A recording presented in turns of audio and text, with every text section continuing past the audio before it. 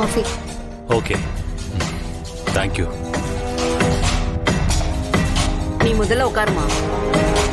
வீட்டுக்கு வந்தவங்கள நல்லா கவனிச்சாதான் என் வீட்டுக்காரருக்கு ரொம்ப பிடிக்கும்.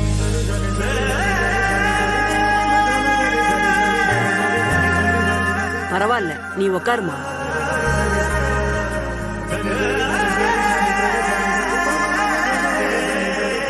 ஆமா, நீங்க எதுக்காக அமெரிக்கா போறீங்க?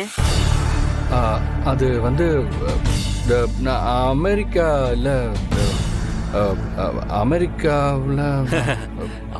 அமெரிக்காவா தான் இருக்கு. அது அங்கேயே தான் இருக்கு. நீங்க இங்க இருந்து ஏன் அமெரிக்கா போறீங்கன்னு தான் அவங்க கேக்குறாங்க. அது ஒண்ணும் இல்ல, என் வீட்டுக்காரருக்கு 2 விஷயம் ரொம்ப பிடிக்கும்.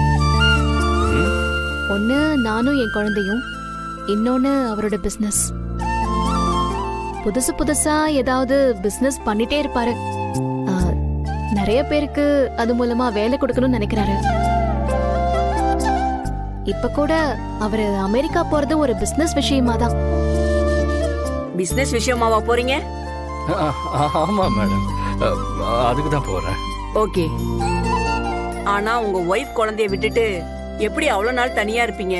ஐயோ, இவரு இவரு எங்களை பிரிஞ்சு இருக்கவே மாட்டாரு. ஆனா இந்த பிரிவு கடவுளும் காலமும் எங்களுக்கு வச்சிருக்கிற பரீட்சை. அவரு அங்க போனதும் கொஞ்ச நாள்ல எங்களையும் வந்து அங்க கூட்டிட்டு போயிடுவாரு. ஓ, ஆமா மேடம், ஆக்சுவலி அங்க போய் எல்லாத்தையும் அரேஞ்ச் பண்ணிட்டு இவங்களையும் நான் கூட்டிட்டு போயிடுவேன். நீங்க லவ் மேரேஜ் தானே? எப்படி மேடம் இப்படி கரெக்டா கண்டுபிடிக்கிறீங்க? இல்லாதே லவ்னா சாதாரண லவ் இல்ல, அப்படி ஒரு லவ். ஆக்சுவலா நான் இவர் கம்பெனில ஒரு ஸ்டாஃபா தான் ஜாயின் பண்ணேன். இவரே என்ன இம்ப்ரெஸ் பண்றதுக்காக இவரோட கம்பெனிலேயே இவரும் ஒரு ஒர்க்கர் மாதிரி நடிச்சிட்டு இருந்தாரு. ஏன்னா எம்டின்னு தெரிஞ்சா நான் அவரை லவ் பண்ண மாட்டேன்னு அவருக்கு ஒரு பயம். அப்படியும் வச்சுக்கலாம்.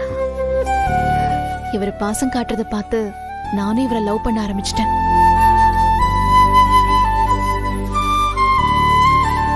அதெல்லாம் வாழ்க்கையில திரும்ப கிடைக்காத நாட்கள் மேடம். எனக்காக இருந்த ஆதி, எனக்காக மட்டும் இருந்த ஆதி